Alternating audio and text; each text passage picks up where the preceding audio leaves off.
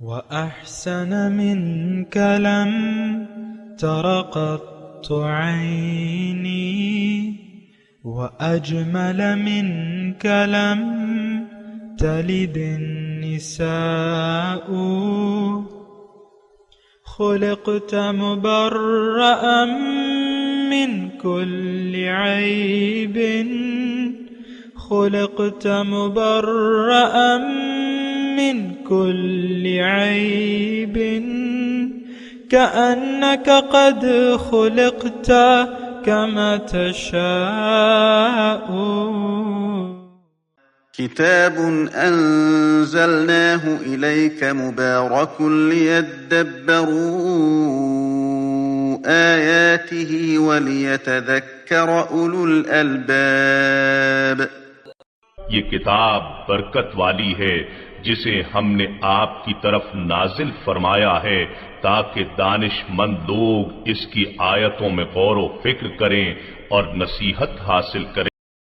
اللہم صلی علی سیدنا محمد وعلی آل سیدنا محمد بعدد کل ذرۃ مئۃ الف الف مرۃ. سامعین و ناظرین کرام، السلام علیکم ورحمۃ اللہ وبرکاتہ. سامعین کرام، سورہ نور درس نمبر 16-11 آیت نمبر 39 حصہ دوم. آج کا موضوع کیا ہمارا دل اللہ کی یاد سے خالی اور دنیا کی یاد سے آباد ہے؟ اس کے ساتھ آج کے سبق کا آغاز کرتے ہیں. سب سے پہلے گزشتہ سبق کا اعادہ ہوگا. اعوذ باللہ من الشیطان الرجیم. پناہ مانگتا ہوں میں اللہ کی شیطان مردود سے.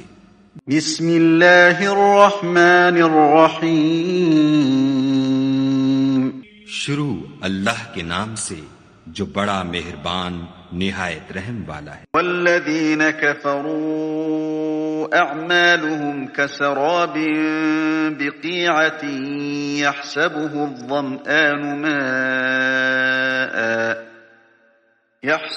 الظمآن ماء حتى إذا جاءه لم يجده شيئا ووجد الله عنده فوفاه حسابه والله سريع الحساب.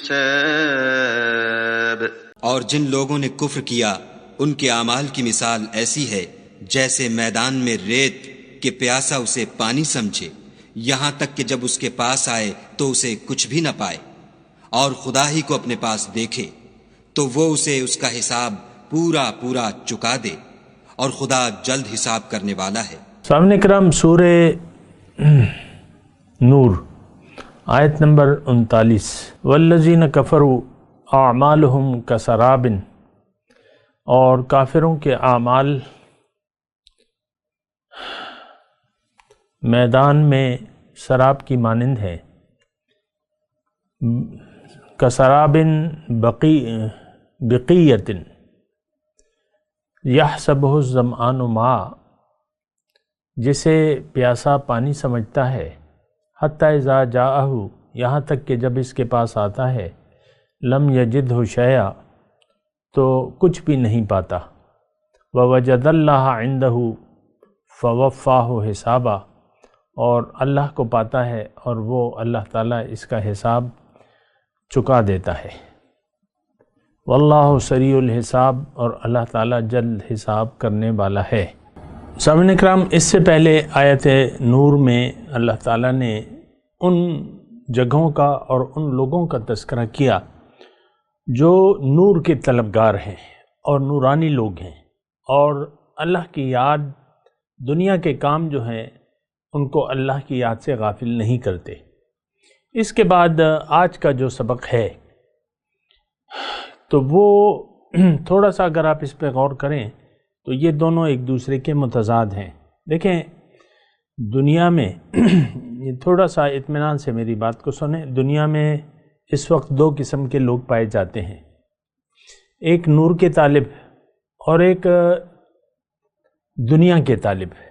میں نے قصداً تاریکی نہیں کہا کیونکہ نور کا متضاد تو تاریکی آتا ہے، لیکن ہو سکتا ہے میں نے کہا کہ آپ اس کا مطلب اپنے اوپر اس کو قیاس نہ کریں. دنیا کے طالب اللہ کے طالب ہیں.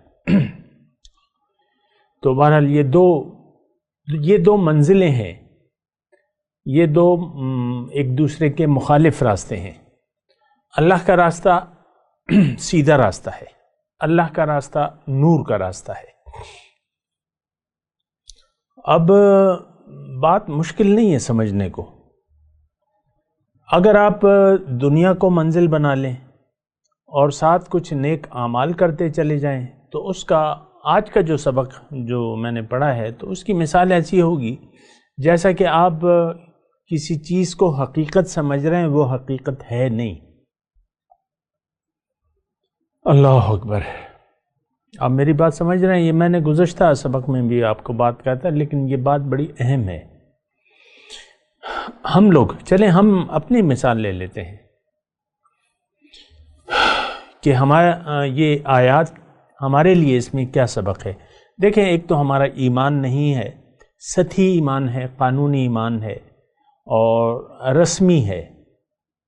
یہ جو جس کو ہم ایمان کہہ رہے ہیں، یہ جو ایمان ہے اس کے متعلق ہم جانتے تک نہیں ہیں کہ ایمان دراصل ہے کیا چیز. بہت سے یعنی اکثریت لوگوں کی ایمان کی حقیقت سے آگاہ نہیں ہے. دیکھیں، دراصل ایمان تو دل کے یقین کا نام ہے، اور دل کا یقین یہ ہونا چاہیے کہ اس یقین کی پہلی منزل آپ کو اپنی پہچان حاصل ہونی چاہیے. پھر اپنے مقصد حیات سے بھی آپ کو واقف ہونا چاہیے، اور آپ کا قطعی یہ یقین ہونا چاہیے کہ میری منزل اللہ ہے، مجھے اللہ کو منزل بنانا ہے اور اللہ کے راستے پر چلنا ہے. اور آپ کو بالکل یقین ہونا چاہیے کہ یہ دنیا جو ہے اللہ تعالیٰ نے مجھے دنیا کی زندگی اس لیے دی ہے کہ میں اللہ کی ملاقات کی تیاری کروں، نمبر 1، یا اپنے دل کو نور علی نور بنا لوں. بات ایک ہی ہے. جب آپ صراط مستقیم پر چلتے ہیں اللہ کو منزل بنا کے، ایک بات تو یہاں نوٹ کر لیں، قطعی طور پہ یہ بات صحیح ہے کہ اگر اللہ آپ کی منزل نہیں ہے تو آپ سیدھے راستے پر چل ہی نہیں سکتے. یہ تو بالکل آسان بات ہے. آپ کی منزل کچھ اور ہے، آپ کا مقصد کچھ اور ہے، تو یہ تو نہیں ہو سکتا. مثال کے طور پہ مردان سے آپ جانا چاہتے ہیں اسلام آباد، یعنی آپ کی منزل، آپ کا کام اسلام آباد میں ہے، آپ کا مقصد اسلام آباد میں ہے، اور چل رہے ہیں آپ، یعنی سفر تو دونوں طرف کیا جاتا ہے. آپ نے پشاور کو منزل بنا لیا یا سوات کے راستے پر چل پڑے تو وہ سارا سفر جو ہے وہ رائے گاں جائے گا. یہ آج کی مثال ایسی ہی ہے کہ آپ نیک اعمال، اب دیکھیں، ہم نے دین کو سمجھ لیا ہے کہ یہ محض چند جو عبادات ہیں جس کو ہم کہتے ہیں نا، نماز، کلمہ، نماز، روزہ، حج، زکوٰۃ، اس کا نام ہے.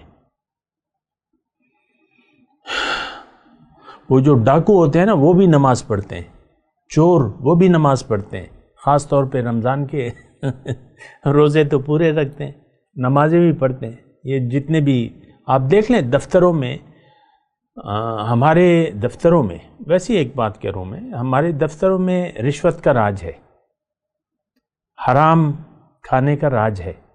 لیکن آپ دیکھ لیں، میں خود ایک گاڑی کی رجسٹریشن کرانے گیا تھا، یہ ایکسائز کے دفتر، وہ تو باقاعدہ دفتر، اور سارے دفتر میں رشوت کا راج ہے. آپ کو معلوم ہے،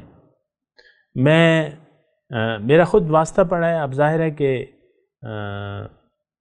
ایک دفتر جائیں گے تو آپ کو پتہ چل جائے گا کہ یہاں کیا چلتا ہے. وہاں صرف رشوت چلتی ہے،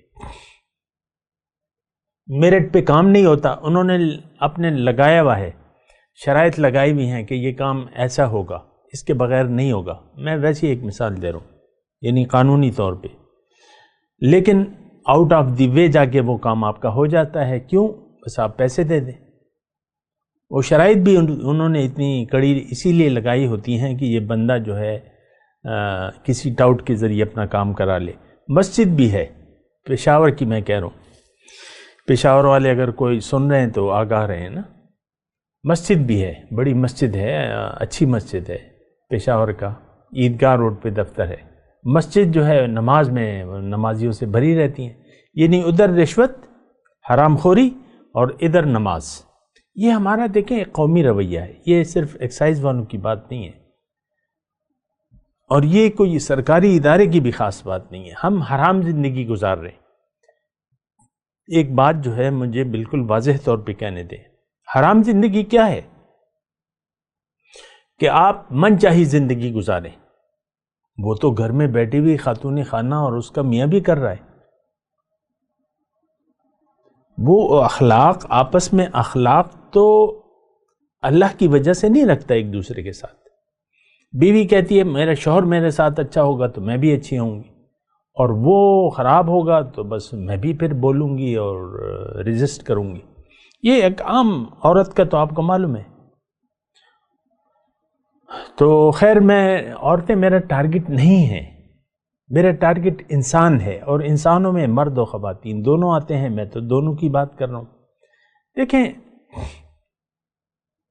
یہ آج کا جو سبق ہے آیت نمبر 39، اس کو تھوڑا سمجھنے کی کوشش کریں۔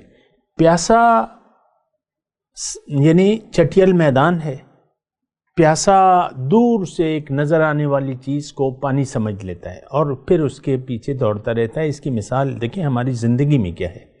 کچھ نیک اعمال کر کے باقی زندگی ہم ان نیک اعمال کے بھروسے پر گزارتے ہیں کہ یہ ہمارے کام آ جائیں گے۔ اب دیکھیں اپنے دین اپنی جو یقینی کیفیت ہے آپ کی کیا، کہ میں تو مسلمان ہوں، یعنی ہم اپنے آپ کو پکے مسلمان سمجھتے ہیں، حالانکہ ایمان کا ایک ذرہ بھی ہمارے دل میں نہیں ہے۔ ظاہر میں ایمان ہے، زبان سے کہہ بھی دیا لا الہ تو کیا حاصل، دل و نگاہ جو مسلمان نہیں تو کچھ بھی نہیں۔ حقیقت بھی یہی ہے۔ چند ایک اعمال کو اختیار کر کے یہ سارا دیکھیں، یہ ایک شخص کی بات نہیں ہے، تمام مسلمانوں کا یہی رویہ ہے۔ اللہ ماشاءاللہ کی بات تو الگ ہے، ان کی تو میں بات ہی نہیں کر رہا۔ معدود چند لوگ ایسے ہوں گے جو اللہ کے شکر گزار ہوں گے، اس کی تو میں بات ہی نہیں کر رہا، وہ میرے مخاطب ہی نہیں ہے۔ میں تو عوام کی بات کر رہا ہوں، میں تو خواص کی بات نہیں کر رہا۔ چند لوگ ہیں، یعنی یہ چند ایسے ہیں کہ بکھرے ہوئے ہیں، بکھرے ہوئے موتیوں سے تو کچھ بھی نہیں ہوتا۔ اسلام تو ایک جماعت کا نام ہے، اسلام قائم نہیں ہو سکتا بغیر جماعت کے، بغیر امیر کے، بغیر اطاعت کے۔ لیکن بہرحال میں تو آپ کی بات کر رہا ہوں، ہم اپنی بات کر رہے ہیں۔ چند ایک باتوں کو بنیاد بنا کے ہم اپنے آپ کو مسلمان سمجھتے ہیں کہ یہ میں نے کلمہ پڑھا ہے، نماز، روزہ، زکوٰۃ، حج کر رہا ہوں، اور بعض لوگوں کے لیے تو بیت اللہ کے دروازے بھی کھول دیے جاتے ہیں اور وہ کہتے ہیں میں کعبے کی چھت پہ چڑھا ہوں اور کعبے کے اندر گیا ہوں اور میں روضہ رسول کے اندر گیا ہوں۔ یعنی یہ چیزوں کو اپنے ایمان کی بنیاد بنا لیتے ہیں اور اللہ کے دربار میں مغفرت کا، بخشش کا ذریعہ سمجھتے ہیں۔ ایسا بات تو نہیں ہے، وہ تو کافر بھی تھے ایسے۔ ہم میں اور کافروں کے جو خیال ہے اس میں تو کوئی فرق نہیں ہے۔ کافر بھی دنیا کے لیے جیتا ہے، ہم بھی دنیا کے لیے جیتے ہیں۔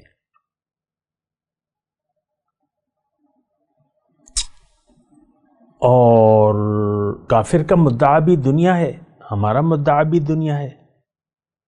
ہم بھی اپنی مرضی سے زندگی گزار رہے ہیں، کافر بھی اپنی مرضی سے زندگی گزار رہے ہیں۔ اصل تو دیکھیں اسلام کیا ہے کہ آپ اللہ کی مرضی سے زندگی گزاریں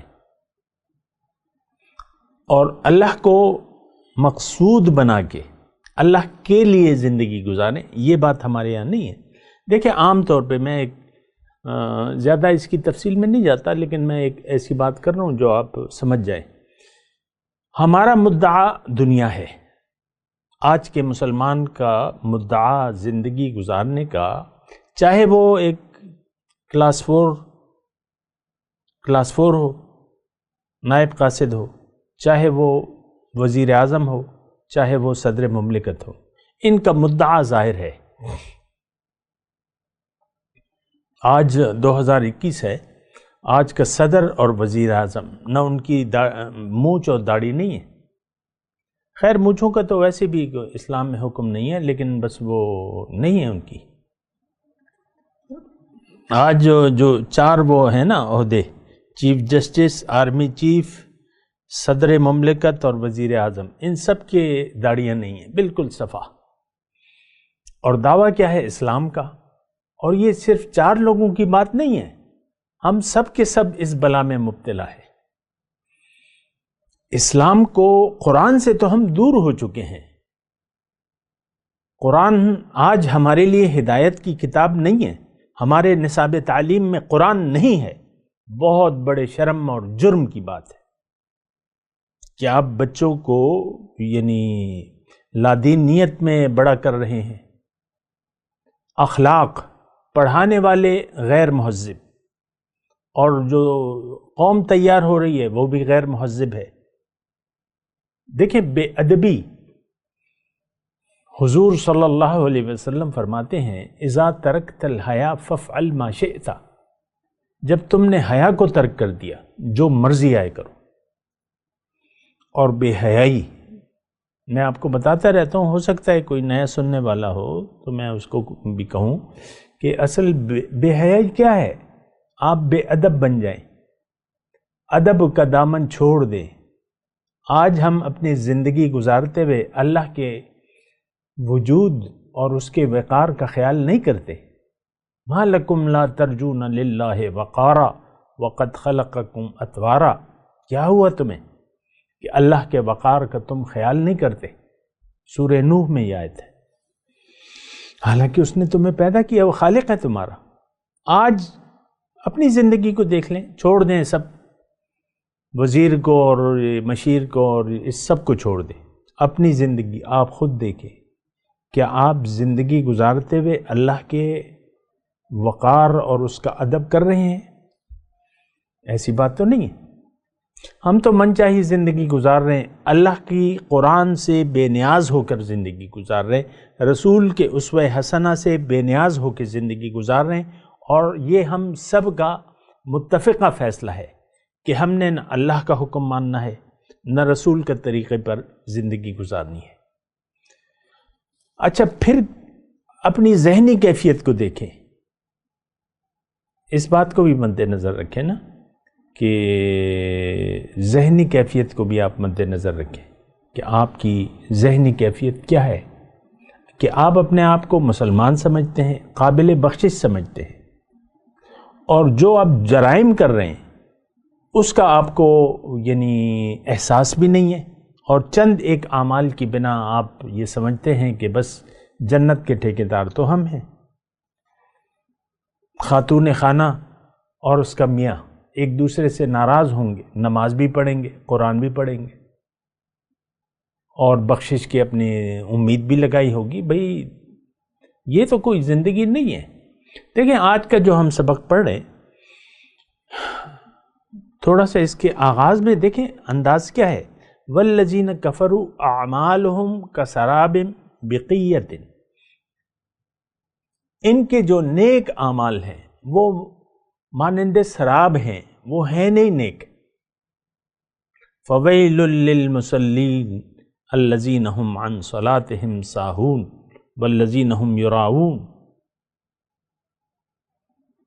نمازیوں کے لیے جہنم ہے جو اپنی نماز کے مقصد سے غافل ہیں اور یہ دکھاوا کر رہے ہیں. سورہ ماعون ہے. اس بات پہ ذرا غور کریں نا. پھر روزہ، ہمارا کوئی عمل جو ہے، ایک بات یہ نوٹ کر لیں، چیلنج کے طور پہ میں کہہ رہا ہوں، ہمارا یعنی اجتماعی طور پر یا انفرادی کوئی عمل ایسا نہیں ہے جو نیکیوں کے ترازو میں رکھے جانے کے قابل ہو، ضائع ہو جائے گا. اور یہ ایک آیت نہیں ہے قرآن میں، مختلف طرق سے اللہ تعالیٰ نے یہی مضمون بیان کیا ہے.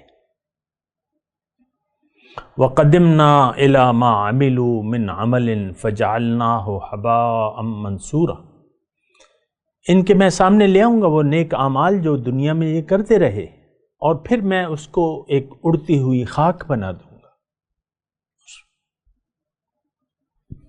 پھر دوسری جگہ فلا نقیم لہم یوم القیامت وزنا، ان کے نیک اعمال کا کوئی وزن نہیں ہوگا. یہ نمازیں اور یہ روزے اور یہ زکاتیں اور یہ حج اور یہ تسبیحات، اس کا کوئی وزن ہی نہیں ہوگا. فلا نقیم لہم یوم القیامت وزنا ذالک بانہم کفروا وکذبوا، وہ ہے نا کہ ذالک بانہم کفروا وکذبوا بآیاتی.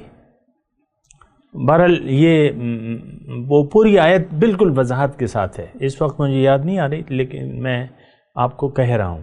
اور خاص طور پہ یہ آیت نمبر 39 جو ہے سورہ نور کی. دیکھیں، ایک تو ہر بات کا ہم معنی محدود کر دیتے ہیں. اب کفرو کے زمرے میں ہم اپنے آپ کو سمجھتے نہیں ہیں، حالانکہ میں نے تو آپ کو کہا ہے کہ کافر کون ہے؟ حق سے انکار کرنے والا. حق کیا ہے؟ قرآن ہے، اور قرآن سے ہم عملی طور پر یعنی اس کو بطور ہدایت قبول کرنے سے انکاری ہے یہ قوم. آپ کو آپ نہیں مانے تو وہ ایک الگ مسئلہ ہے، وہ تو پھر لا نسلم والی بات ہے. میں تو نہیں مانتا، وہ الگ بات ہے. کفرو کافر، کفر کیا ہے؟ حق سے انکار، حق کو چھپانے والا اور ناشکری کرنے والا. ناشکری، تینوں صفات ہم میں موجود ہیں. تو اعمالہم، ان حق سے انکار کرنے والے. دیکھیں، قرآن کو ہم نے جھٹلا دیا ہے اپنے عمل سے. قرآن کو یہ تو یعنی ثابت شدہ بات ہے. ہم قرآن کے طلبگار نہیں ہیں. قرآن آج کسی ملک کا قانون نہیں ہے، اور بحیثیت انفرادی ہم قرآن کی تعلیمات نہ تو جانتے ہیں. آپ قرآن فہمی دیکھ لیں، آپ کے ذہن میں کیا ہے. قرآن کو لوگ سمجھنا بھی نہیں چاہتے. کوئی گانا اپلوڈ کر دیں وہ وائرل ہو جائے گا، لیکن درس یہ کبھی وائرل نہیں ہوگا. درس کبھی وائرل نہیں ہوگا. درس قرآن کبھی کسی کا بھی درس قرآن وائرل نہیں ہوگا. اس کو سننے والے لوگ کم ہوں گے. آپ دیکھ لیں، مشہور سے مشہور مدرس، اس کے یعنی گانے کے مقابلے میں اس کے سننے والے لوگ نتھنگ، نہ ہونے کے برابر ہے.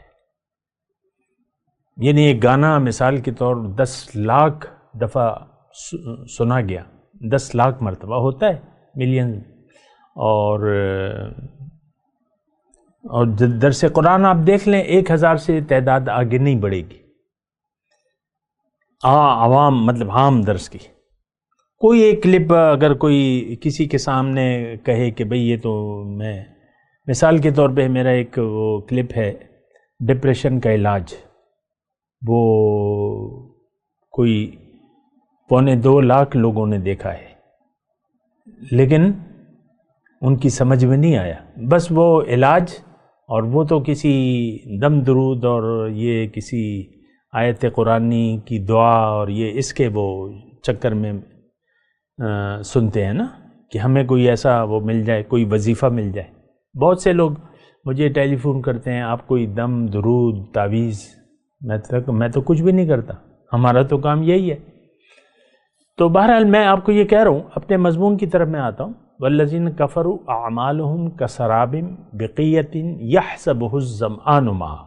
یہ آیت کا سارا میں آپ کو مفہوم اللہ نے توفیق دے رہا ہے مجھے، اور میں آپ کو بتا رہا ہوں، تھوڑا سا غور کریں اس پہ. نیک اعمال ہم کرتے رہتے ہیں، ساری زندگی اسی کے پر بھروسے پر ہم زندگی گزارتے ہیں، اور آخری عمر میں تو لوگ بس مسجد کو، بعض لوگ مسجد کو اپنا دوسرا ٹھکانہ بنا لیتے ہیں.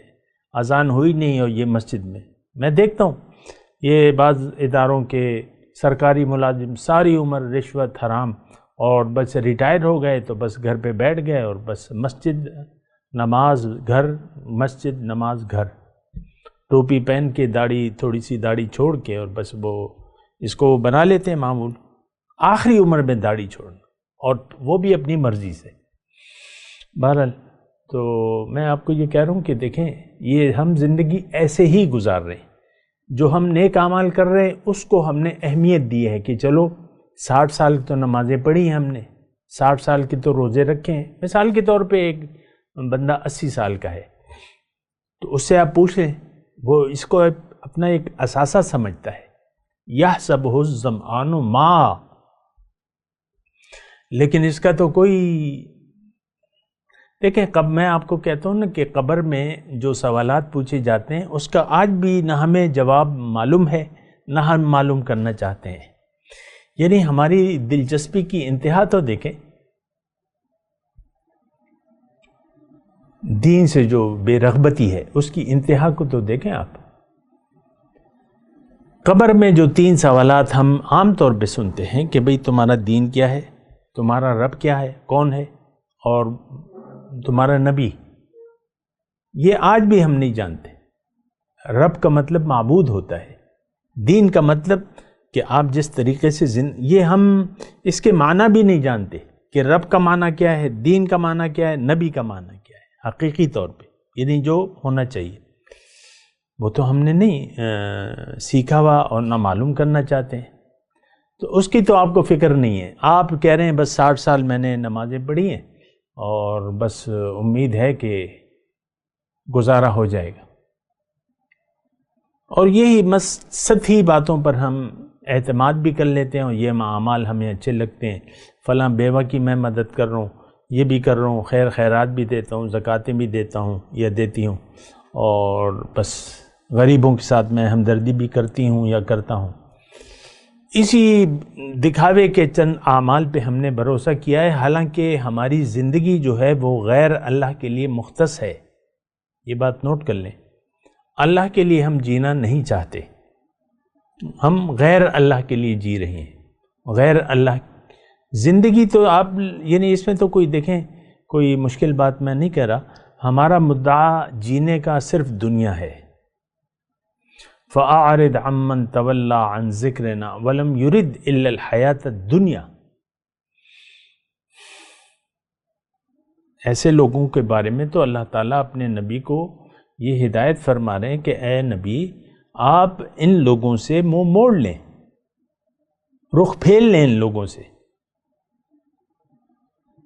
تو جب ہدایت فرما رہے ہیں تو جب پیغمبر نے رخ پھیر لیا تو پھر آپ کا رہا کیا؟ جب پیغمبر کی ذات کو آپ نے قبول نہ کیا تو پھر آپ کے لیے کون سی بخشش کی راستہ رہ جائے گا؟ ہم دیکھیں بہت سی باتیں ہیں، انشاءاللہ میں اگلے درس میں کروں گا، ابھی میں تلاوت کرتا ہوں، میرے ساتھ دہرائیے۔ اعوذ باللہ من الشیطان الرجیم، بسم اللہ الرحمن الرحیم، والذین کفروا اعمالهم کسراب بقیۃ یحسبہ الظمآن ماء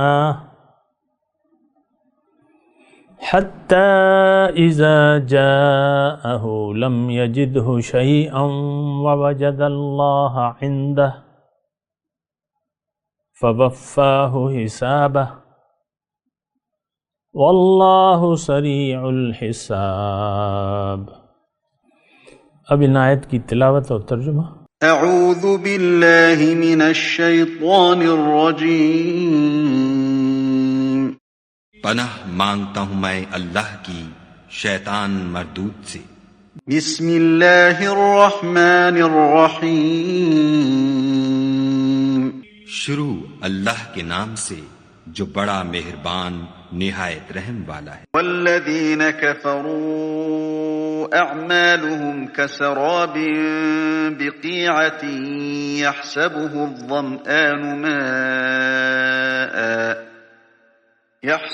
الظمآن ماء حتى إذا جاءه لم يجده شيئا ووجد الله عنده فوفاه حسابه واللہ سریع الحساب۔ اور جن لوگوں نے کفر کیا ان کے اعمال کی مثال ایسی ہے جیسے میدان میں ریت کہ پیاسا اسے پانی سمجھے، یہاں تک کہ جب اس کے پاس آئے تو اسے کچھ بھی نہ پائے، اور خدا ہی کو اپنے پاس دیکھے تو وہ اسے اس کا حساب پورا پورا چکا دے، اور خدا جلد حساب کرنے والا ہے۔ اس کے ساتھ ہی آج کے درس کا وقت اختتام کو پہنچا۔ اگلے درس میں انشاءاللہ ملاقات ہوگی۔ وآخر دعوانا ان الحمد للہ رب العالمین۔ مولاي صل وسلم دائما ابدا على حبيبك خير الخلق كلهم